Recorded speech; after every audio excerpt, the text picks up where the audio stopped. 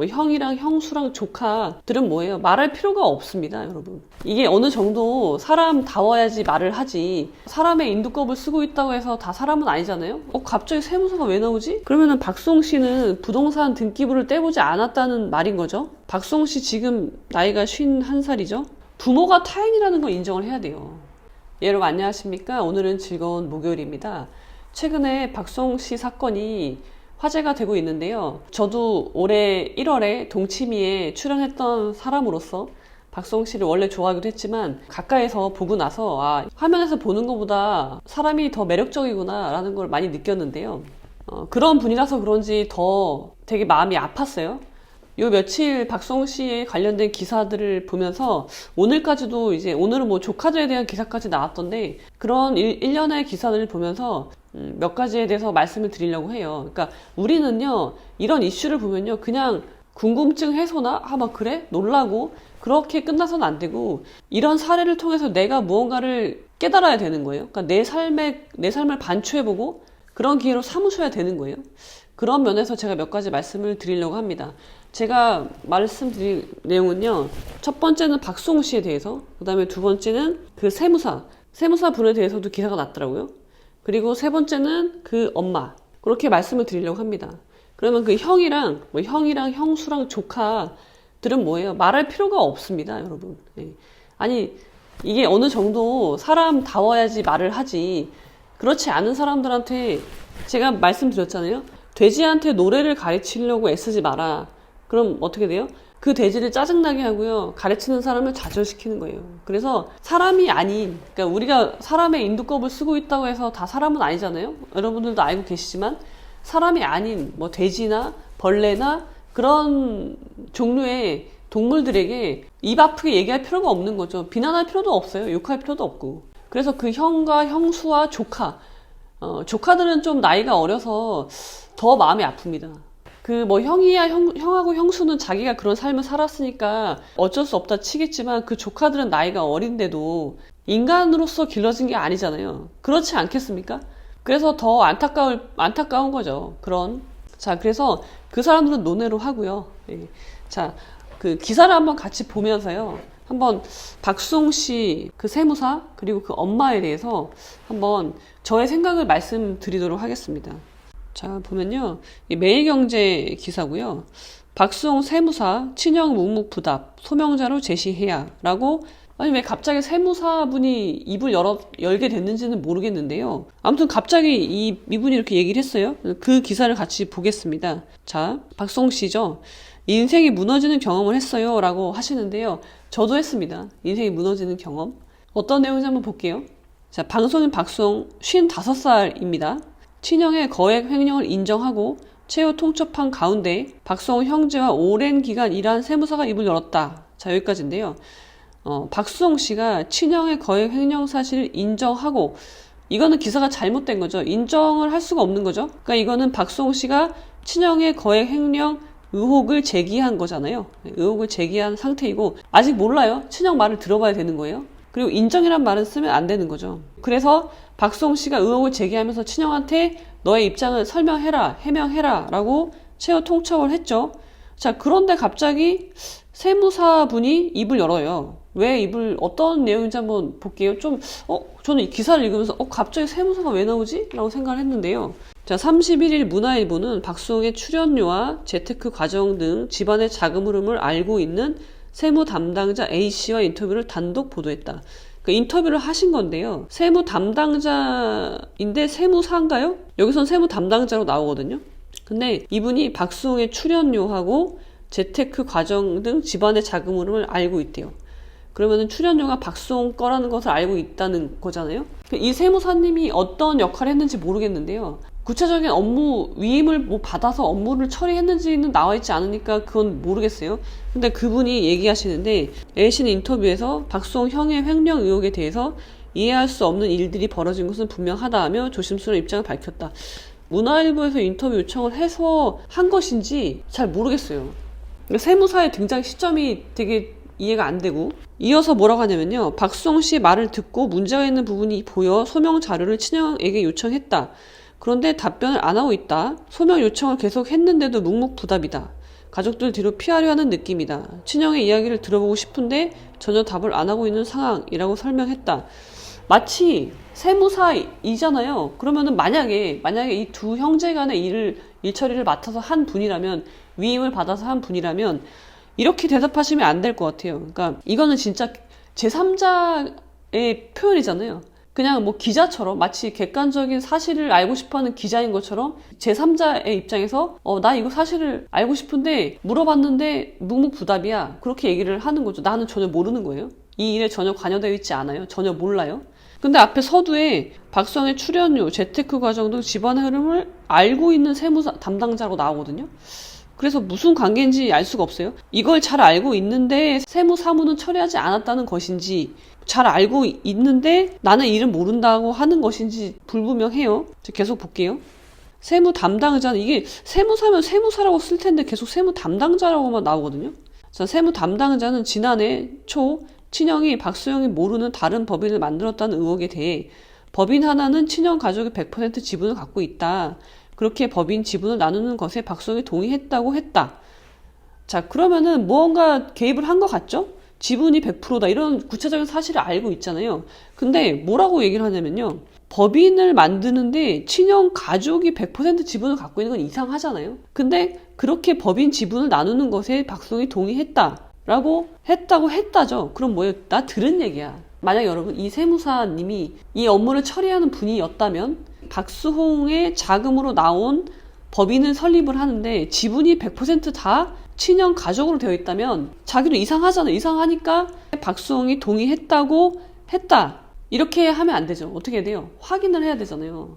내가 이 사무를 처리하는 사람이라면 박수홍한테 확인을 하던가, 아니면 최소한 박수홍의 위임장과 인감증명서가 붙어 있어야지 서류상으로 완벽한 거죠.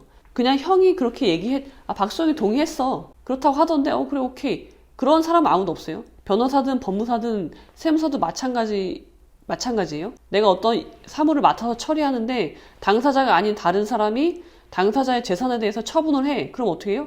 당연한 겁니다. 물어봐야 돼요. 확인해야 돼요. 왜? 저 사람을 어떻게 믿어요? 그 형을 어떻게 믿어요? 믿을 수 없는 겁니다. 전문가라면 믿을 수가 없는 거예요. 그래서 동의했다고 해서 그런 줄 알았다. 이거는 말이 안 되는 겁니다. 만약에 일 처리를 했다면 박수홍이 아무리 가족들에게 헌신적으로 해왔다지만 이란 생각이 들어 의아했다고 의심이 들었잖아요. 이분도 친형이 박수홍이 그렇게 하자고 했다고 해서 믿었다. 이건 안 되는 거죠. 이렇게 해서 믿지 않습니다. 일 처리를 하는 분이라면, 안 했다면 믿을 수 있겠죠. 왜냐면 내가 책임질 부분이 아니잖아요. 자, 변호사나 그런 전문 직종에서는요, 다른 사람의 일을 대신 처리해 주잖아요. 그러면은 완벽하게 처리를 해야 되는 거죠. 최소한 위임장이라도 있어야 되는 거예요. 이렇게 하지 않습니다, 여러분. 그럼 나중에 분명히 문제가 생기거든요. 그럼 그 문제에 대해서 책임을 져야 되는 거예요. 위임장도 없이 저 사람의 말을 믿고 했다? 형의 말을 믿고 동의한 줄 알았다? 그거는 있을 수 없는 일이고 받아들여지지 않아요. 책임을 져야 되는 거예요. 그동안 형이 모든 의사결정을 해왔기 때문이다. 믿은 이유가요. 그 형이 하는 말을 믿은 이유가 형이 모든 의사결정을 해왔기 때문이래요. 그러면은 그 전에도 위임장 없이 일처리를 했다는 이야기인 것인지. 그렇습니다. 박수홍에게 주기로 했던 부분에 대해서는 장부에 기재가 안 되어 있어서 저 역시 궁금증을 가지고 있었다.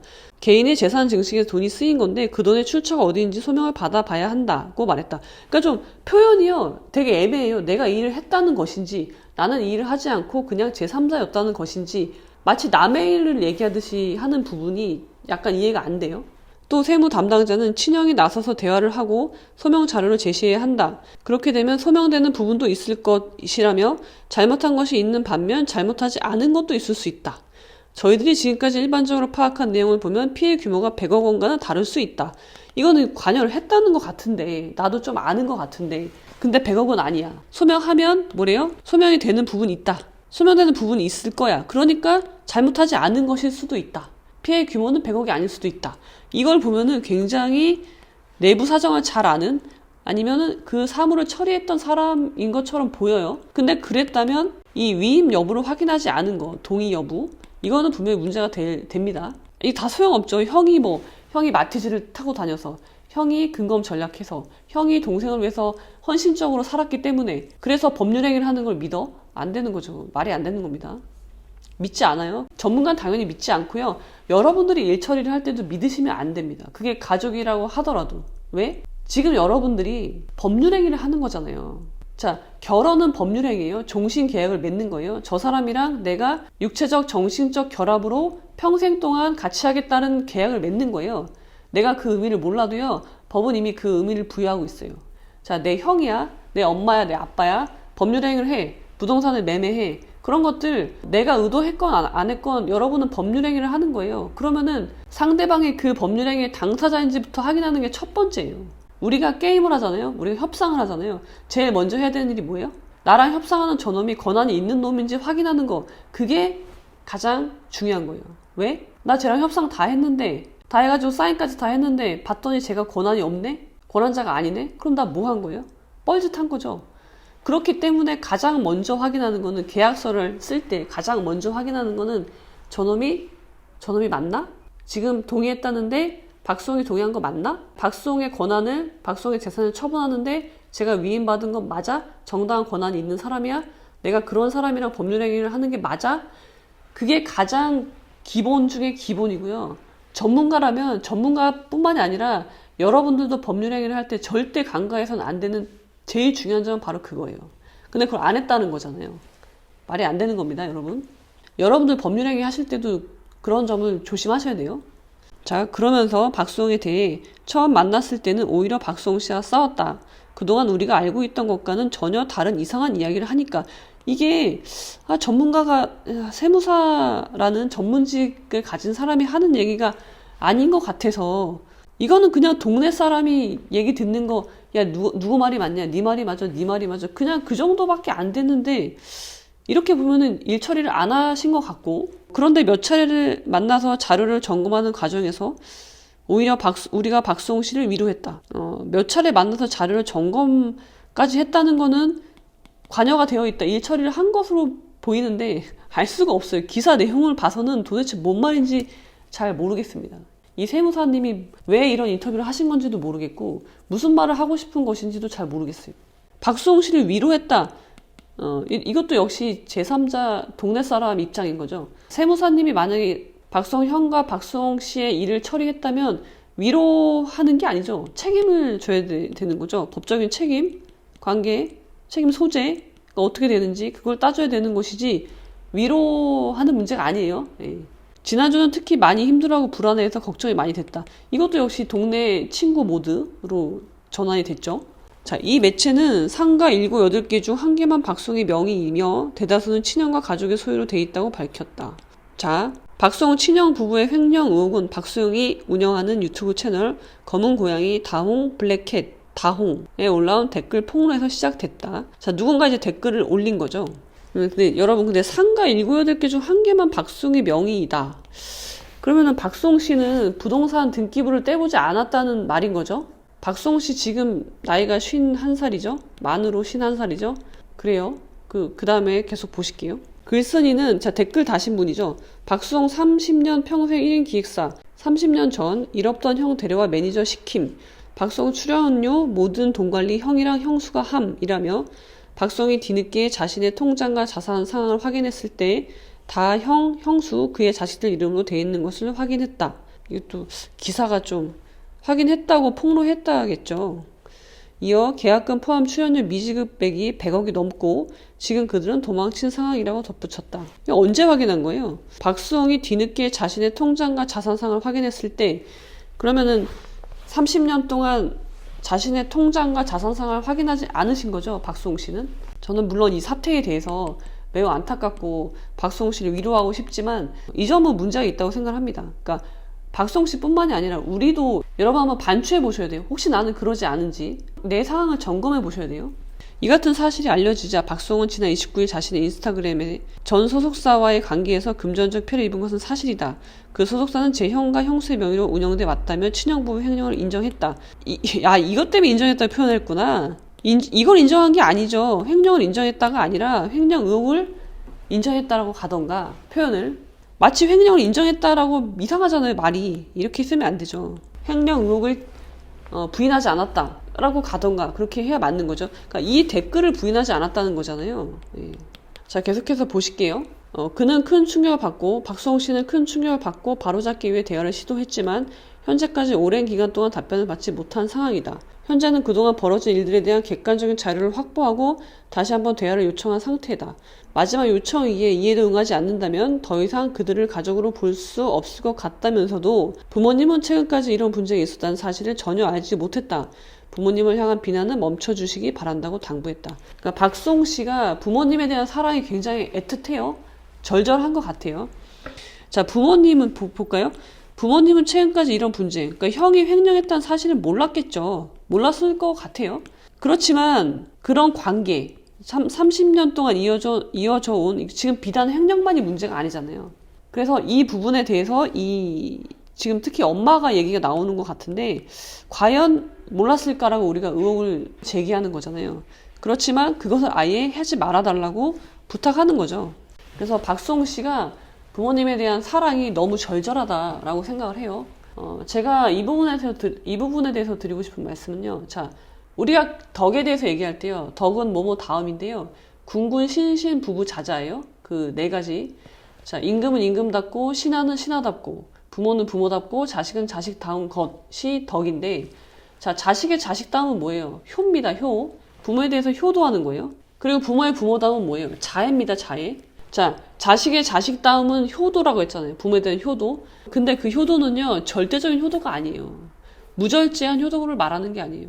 여기서 기본은요, 부모는 타인이에요. 제가 지난 영상에서 자식은 타인이다라고 말씀드렸는데 마찬가지로 부모도 타인이에요. 내가 부모님한테 효도를 하지만 부모가 타인이라는 걸 인정을 해야 돼요.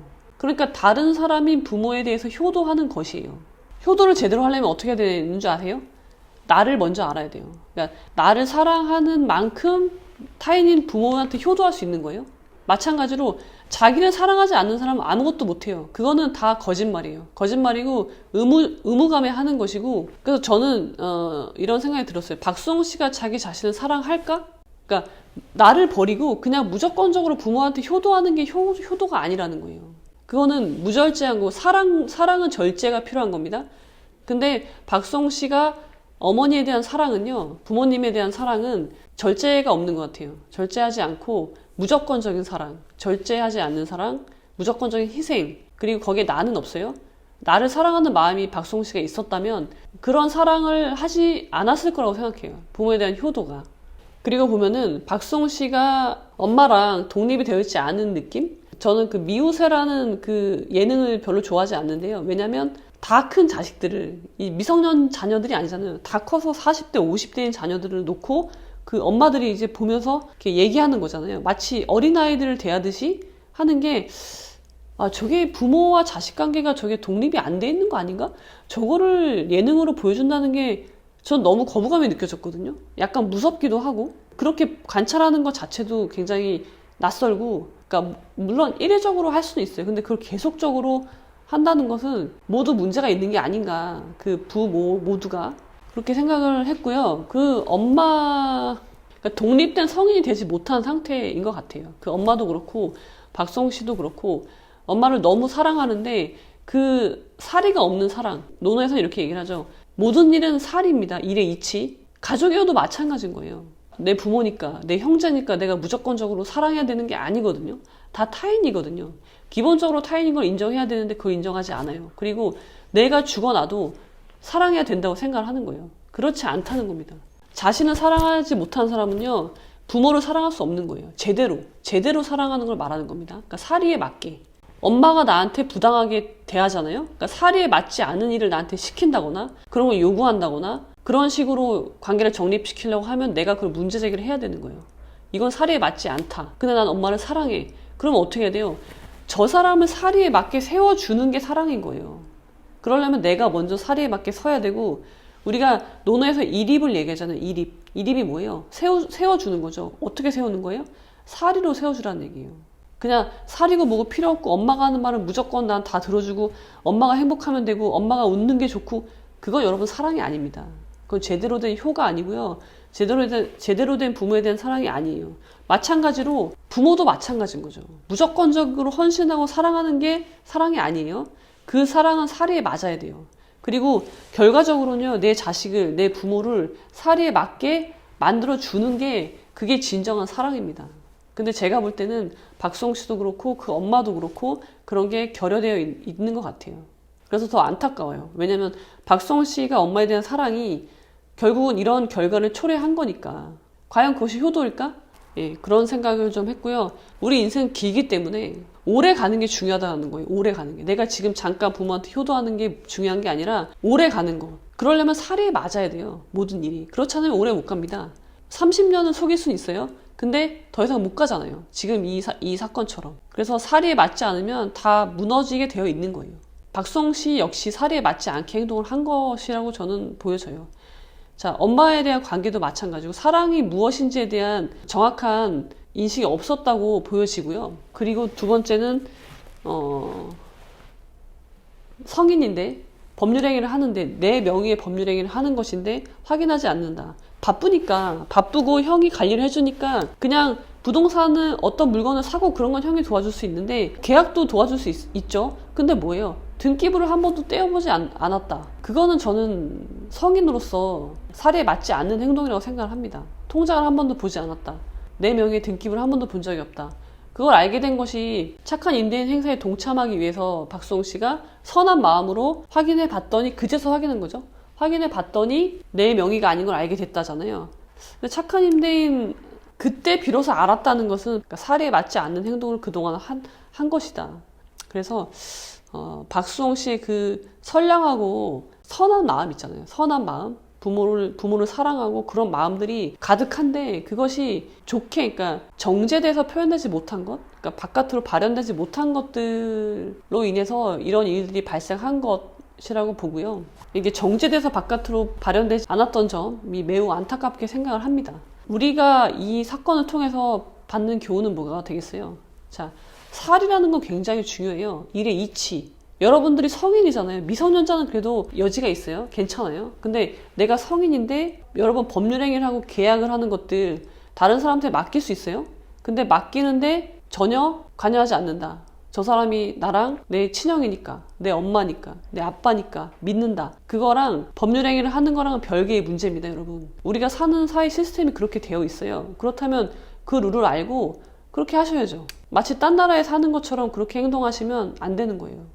이 일이 앞으로 어떻게 진행이 될지는 모르겠지만 형이 횡령을 한 부분이 있으면 그것에 대해서 당연히 형사 책임을 지는 것은 명백하기 때문에 그 액수가 어떻게 되는지는 서로 다툼이 있겠죠. 분란이 있을 것이고 그 과정에서 지금 세무사에서 세무 담당자라는 분이 인터뷰를 해서 마치 그러니까 관여를 안 했다면 상관이 없어요. 관여를 안 한 분이라면 이렇게 말하는 게 맞는데 관여를 했는데 나는 형이 말해서 믿었다 라고 하는 부분은 오히려 더 많은 의혹이 남는 그런 인터뷰였던 것 같아요.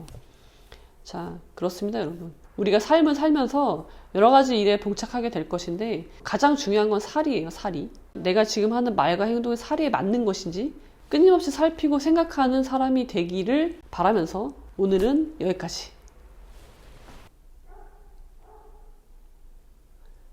개소리가 나는데요. 네. 개소리.